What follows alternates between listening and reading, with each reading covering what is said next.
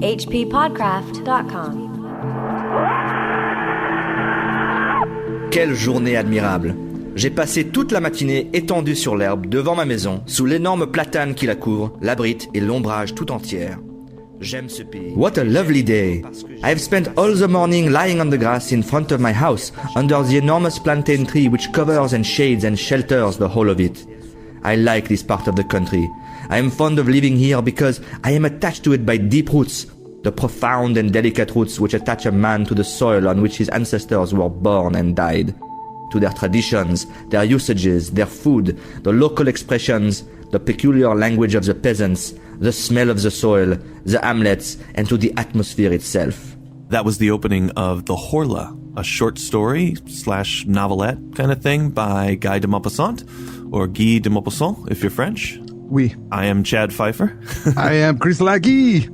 And this is the H.P. Lovecraft Literary Podcast. At hppodcraft.com. Go ahead and ask the standard, why are we talking about Guy de Maupassant on a Lovecraft podcast? Because H.P. Lovecraft in his essay, Supernatural Horror and Literature, mentioned this story as one of his particular favorite ones. In fact, this story inspired him to write the Call of Cthulhu. Something about this creature and the Horla influencing people in their sleep and that sort of thing really appealed to him. And also there's a notion in here that we'll talk about later in the story that's very Lovecrafty. Now, how do we pull off that Frenchy stuff in the beginning there? The Frenchy stuff was from our reader, Erwan G. Marshall, who's a friend of mine, a film director who is French-American. And so I thought it'd be nice to hear a little of the story in his native language before we faded it up into the English that I can understand. And it's interesting because I bought on my Kindle an edition of The Horla to read. Mm-hmm.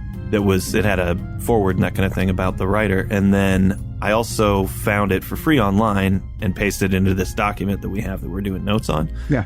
And those two translations were different. Oh, wow. So what I read in my own time when I came in to do notes, I thought, oh, that's not exactly how I remembered it. It's strange when you think about it because translating, there are often words that aren't direct translations. So it's going to be up to the translator to kind of artistically figure out what it should be or what's closest to the artist's idea. Exactly. Well, even the title of the story, the Horla, that's a made-up word. Yeah, it's a made-up word, but in French, or like an hors d'oeuvre, it means outside, and then la or lia, I don't do French, means there. So that one means, the outsider or the other or the one out there. So interesting that, they decided to keep that, but you could even translate the title of this in different ways. And it might be more clear. Now, before we jump into the story, actually, you know what? I just want to get a plug out here real quick about our graphic novel Deadbeats. We always mention it on the show. Yeah. But I just really want to appeal to people. Please go check it out, bookdepository.com. If you've thought about it but you haven't picked it up yet, go pick it up. It's really cool. I'm really proud of it. Me too. I'd like more people to buy it. Because I'll be honest, I want to do some more, but we got to sell some. So if you're thinking about it, if you got a friend you think would enjoy it, bookdepository.com. There's free shipping worldwide. You can pick it up. That's right.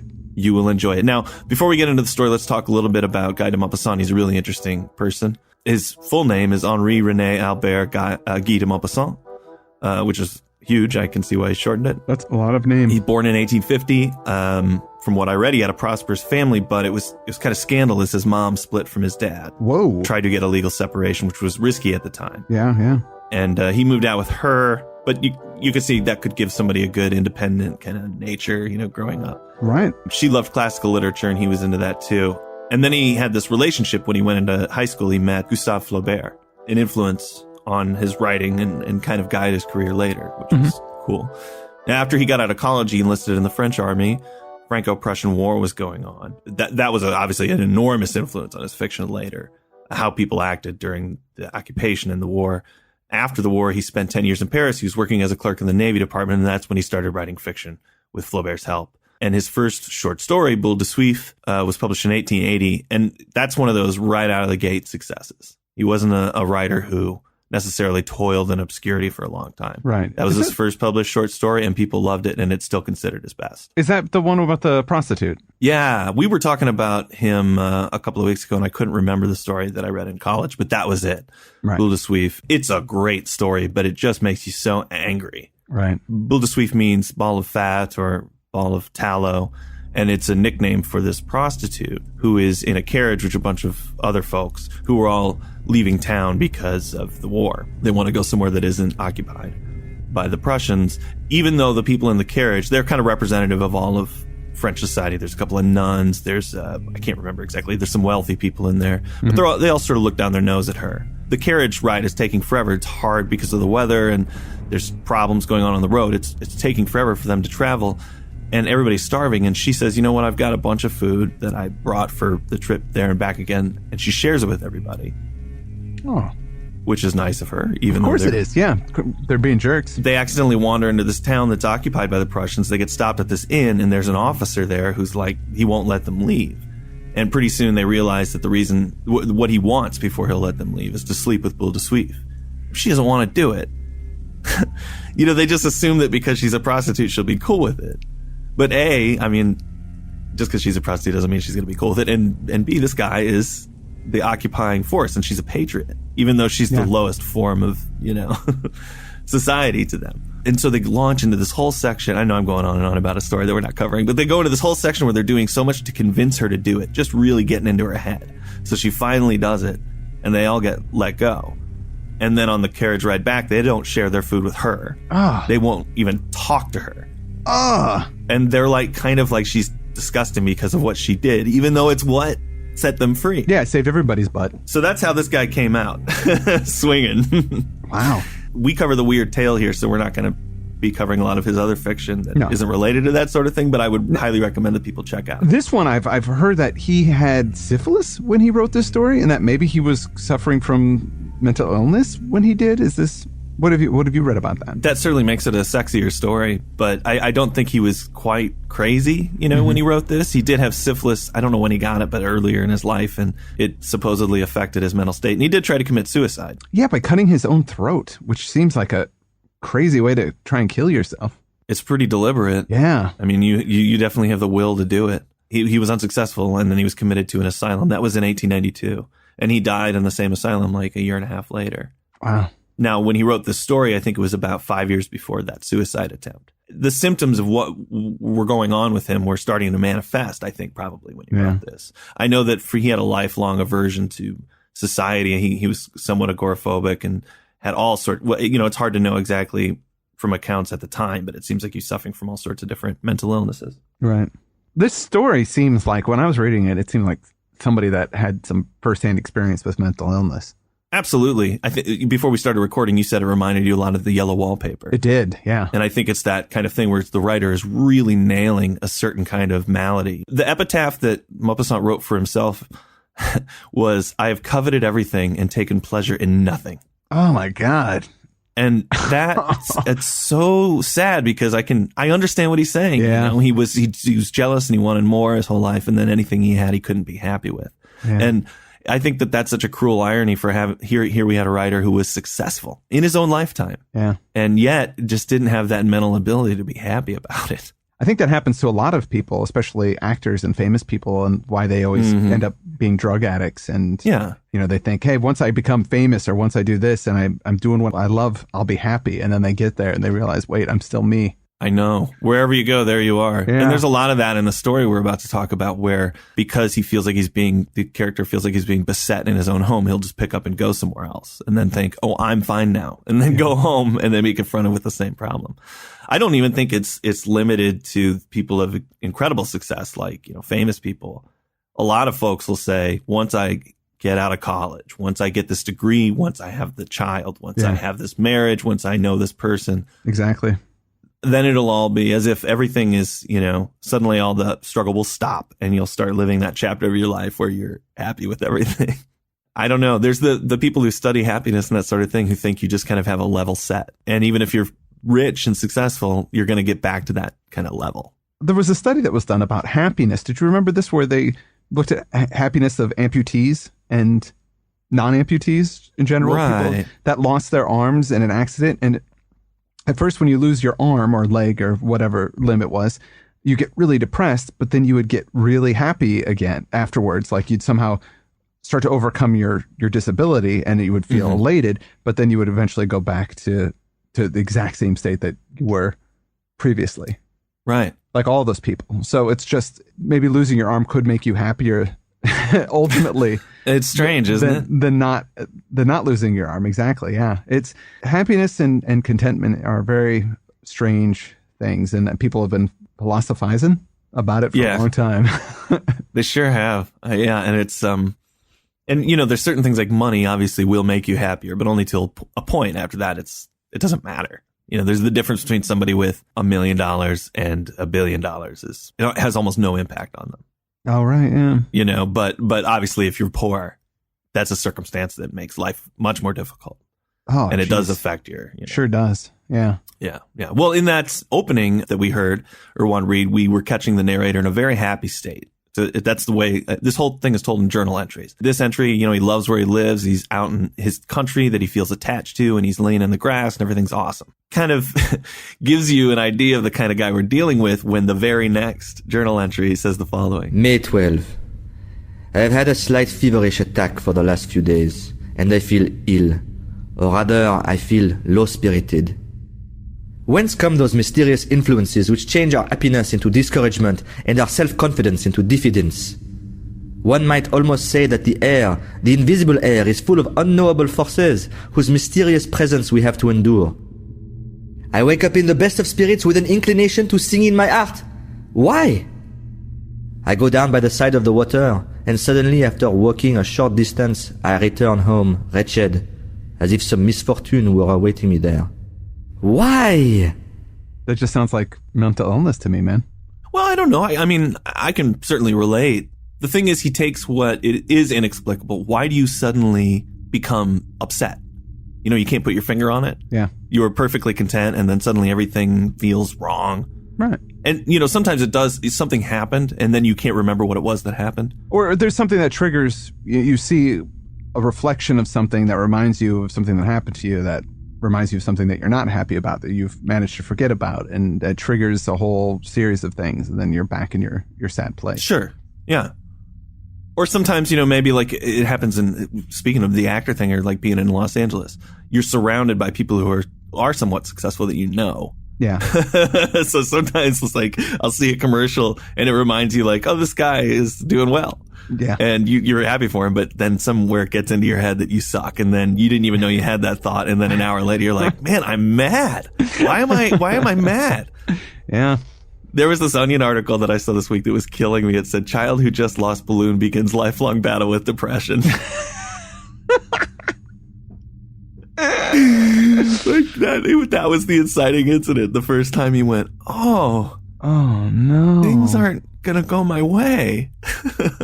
Yeah. The central idea of the book that's forming here is that without our meaning to, our mood changes as if there are invisible forces preying. Right. And that's the weird element of this, is that there's a presence or intelligence that might have some kind of bearing on our moods and our feelings. Exactly. And he goes on to kind of even say there's so many forces at work in the world.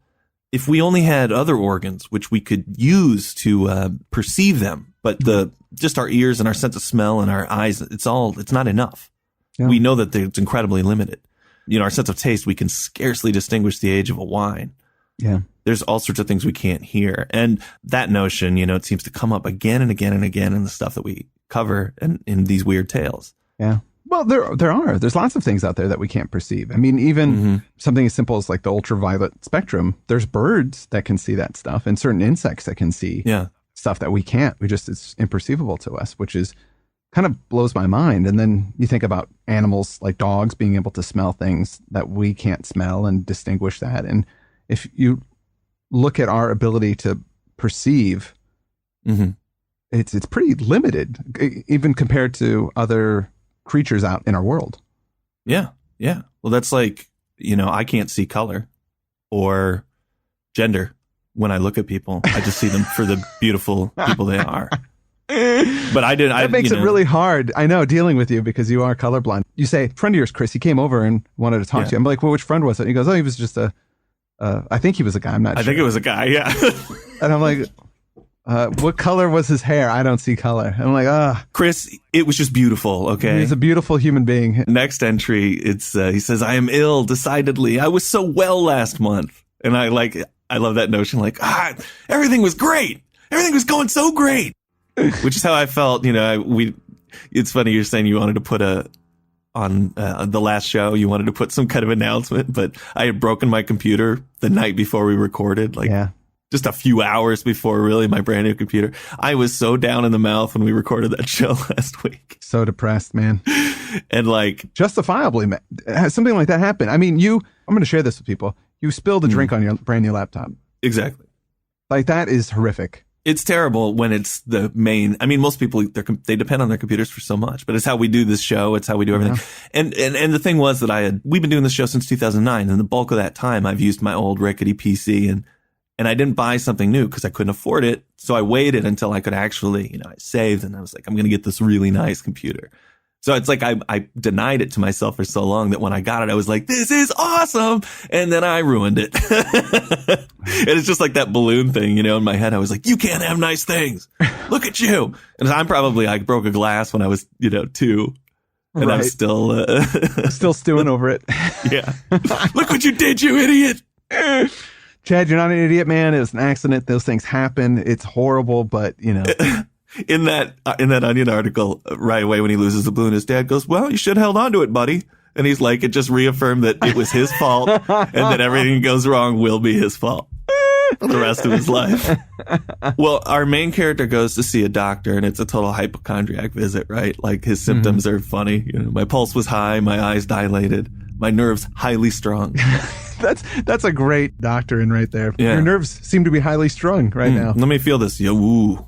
Heavy action on that nerve. Yeah, I can feel it. Feel how tight that is. Oh, that's a tight nerve there. In the version that we got from online, it said, I must have a course of shower baths and a bromide of potassium. But in the text I got on my Kindle, it said, I am to take douches and drink bromide of potassium. Whoa, big difference. Big difference. Well, I mean, big difference.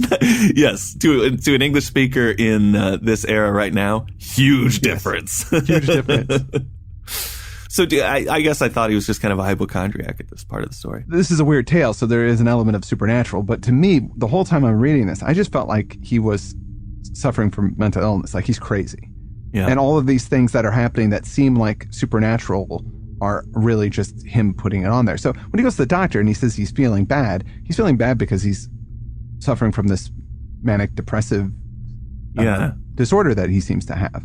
And that's why he's feeling bad. But of course, they don't diagnose those things in the 1800s. So, of course, I mean, everything seems to be playing into that idea that I got very early on in the story. It's anxiety. Yeah. For the most part, I think, especially later when he's saying, I want to get out of this chair, but I can't get out of this chair. It's this like intense fear. He doesn't know why he's feeling the fear. So he finds a way to do it. There's an entry where he says, you really got to be around people, because if you're not around people, you'll start peopling the world with invisible people. Yeah. Like, he's aware of what he does exactly in the story at one point. But he seems to forget. He does forget that. Now, it's nighttime and going to bed that he's really afraid of. He locks his door. Yeah. And he goes, why am I locking my door? Why am I doing this? I don't know. I feel like I'm being crazy. And he is. I mean, he's being paranoid for some reason, and he can't put his finger on why he's doing it. And when he sleeps, it's not he doesn't gently, glide into sleep. He just suddenly, he's out. He says, I fall asleep as a man throws himself into a pool of stagnant water in order to drown. So it's this actually terrifying experience going to sleep.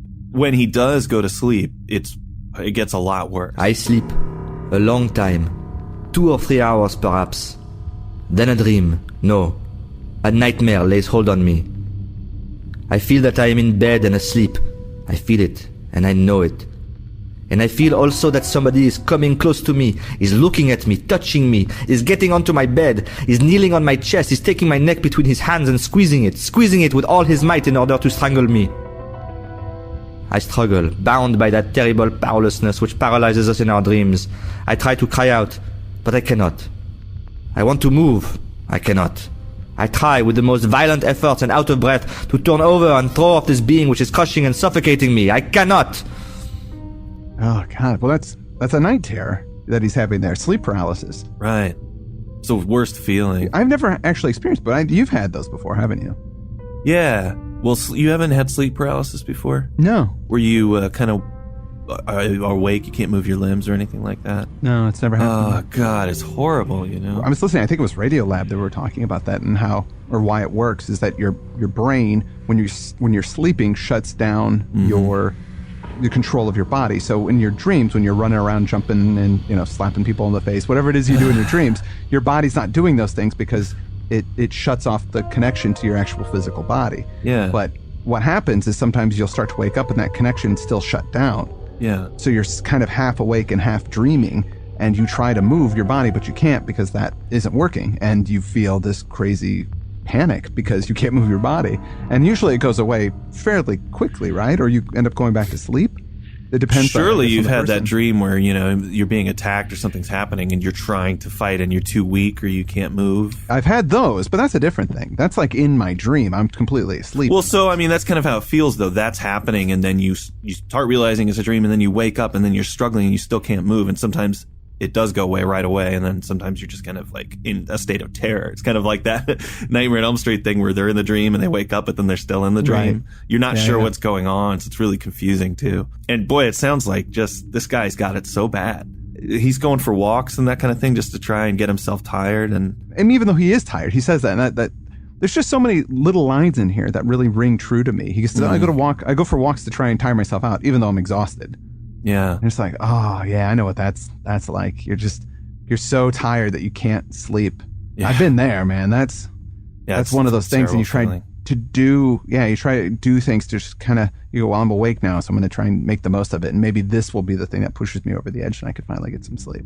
He has this interesting incident when he goes out for one of those walks where suddenly he feels like he's being followed. Yeah. It's cool in the story how this anxiety slowly takes on a character. It takes some time, but at first he's just being followed. Somebody's walking at his heels near enough to touch him, but he can't see them. And at some point he gets so upset he sits down, and then he can't even remember how he came in to the woods. He's like lost for a minute. It's again, the writing in here is really good. I mean, for me, I wasn't enjoying it so much because I felt bad for him, if that makes sense. That makes sense, yeah. It's good writing. It's not a cool ordeal, you know. It's not like exactly. What's going to happen? You know, you're just like, things aren't going to go well. No, it's just like, oh, poor guy. This is terrible. And at this point, I'm really hoping that some supernatural thing is going to manifest, some actual thing, and it's not just, you know, him being crazy. Like we talked about before, he leaves to try and get a little clarity. He goes to Mont Saint-Michel, which is a town he hasn't seen before, and has all kinds of great medieval architecture and churches and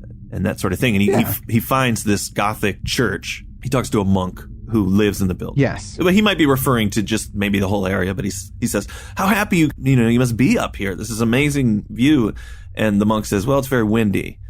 And then he goes in and he starts, it's one of those people on the trips that he takes do not help this guy out. This monk then tells him this crazy story about how people can hear a goat bleating or people screaming down by the beach. And he said that some fishermen swear they saw an old shepherd with a cloak that covered his head so you couldn't really see his face. And he's walking along the beach guiding a he-goat with a man's face and a she-goat with a woman's face. And both of them have white hair who talk incessantly fighting. They're arguing in a strange language, and then suddenly they stop and they just start screaming. Wait, what the heck? That is the craziest thing ever, man.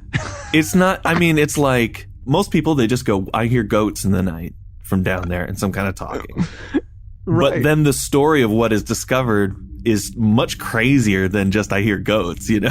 Why are there these goats with people's faces? It's pretty, I don't know. It was making me giggle when I read it, and then I thought, that's really weird, man. Yeah. And that pulls me back to remember that Invasion of the Body Snatchers, the 1970s version of the dog. Oh, right. The dog with the human face. Totally. Oh, God. Oh. Our poor protagonist says to the monk says, you believe that, do you? And he goes, well, you know, I don't want to hurt your feelings, but if there are things besides ourselves on the earth, how come we've been here so long? Why has nobody else really seen a goat with a human face? Or why haven't we seen, you know, monsters or creatures or blah, blah, blah, you know? We would have seen it if they were real. Kind of like people will say, yeah, if the Bible's real, then why aren't any of those miracles still happening? You know, it's just kind of a reasonable question to ask. But then the monk says, do we see the 100,000th part of what exists? Look here. There is the wind, which is the strongest force in nature. It knocks down men and blows down buildings, uproots trees, raises the sea into mountains of water, destroys cliffs and casts great ships onto the breakers. It kills, it whistles, it sighs, it roars. But have you ever seen it? And can you see it? Yet it exists for all that. Perfect thing to say to a crazy hypochondriac. Right. It's, and the guy, he kind of chills when after he hears it, but he writes, what he had said had often been in my own thoughts. So this guy just confirmed something for him. Not the greatest argument in the world either. I mean, obviously there are things that we can't perceive, but they do have an effect on our world or us. Like he says, the wind, we can't see the wind, but we definitely feel the wind. And not only do I feel it, but you feel it, and we feel it at the same time, and we can measure it, and it's quantifiable. But these ideas that this guy has, this is what the monk should have told him. He goes, well, some things we can't see and are there, but there's a lot of things that are just there in our mind. So you should go home and, relax. Don't worry about it. It's all in your head. I wanted the protagonist to go, man, I'm not talking about the wind. I'm talking about a goat with a human face. I would perceive that. If there was a goat with Tom Selleck's face walking around, I would see it. I don't know what you're talking about the wind for. People would remark on that. It would be in the literature. That is something you go home and write about, even if you don't write. You tell somebody. Absolutely. Talking about the wind. Thanks a lot, Monk, for nothing. When he gets back home. He's feeling better after this trip. Yeah, but his coachman is having some problems. Right. His henchman, Jean, is not feeling well and is kind of seemingly feeling the same thing that he's been feeling. Which at this point I'm like, oh, wait a minute. Maybe something's going on here. Yeah, because it lines up. Because he left and then the coachman started feeling bad.